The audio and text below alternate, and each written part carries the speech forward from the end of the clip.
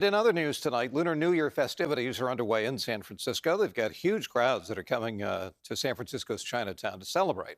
Well, along with the new year comes a host of new faces in the political world and a change in attitude from one demographic in the city. John Ramos has the story. San Francisco politicians have always just assumed that people were going to vote Democratic, but that may be changing. And if it is, it's starting right here in Chinatown.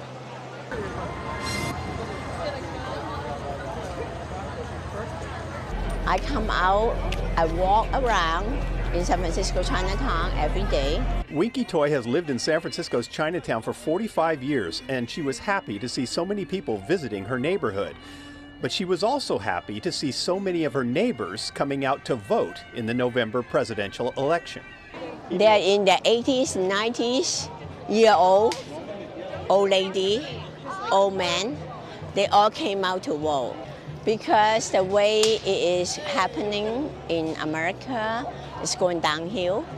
For example, with the crime rate going up. Winky is a proud supporter of Donald Trump, and it looks like she has a lot of company in the Asian community. The city's Republican Party is reporting a huge swell in registrations of people from Asian countries since the pandemic.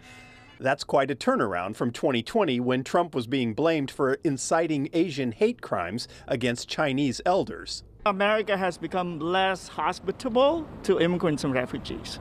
Right now, Asians being told to go back to China, the Wuhan virus or the Chinese virus. But that was then. This is now.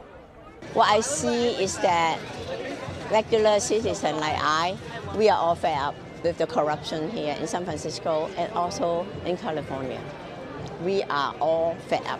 I'm not surprised that they're doing that, and I heard all my friends has changed this year, so I'm not surprised. Nancy Yu Law owns a couple of businesses, including this gift shop. She stuck it out during the pandemic when the streets were deserted. Now the people are starting to come back, but she's happy to see a new mayor who she hopes will put an emphasis on safety and prosperity. And sometimes we're not raising our voice, but we always have that value in our blood. I don't really care which party, Democrat or Republican, as long as they know what we need and they serve what is needed, then I'm happy to vote for them. And if that's not enough of a warning, there's this.